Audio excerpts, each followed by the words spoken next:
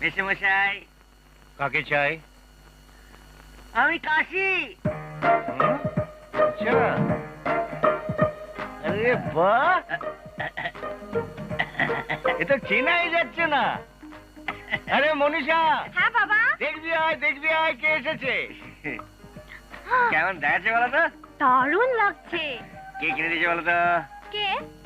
ওই যে সেদিন এসেছিল না, আরে ওই যে তোমার বান্ধবী ববি।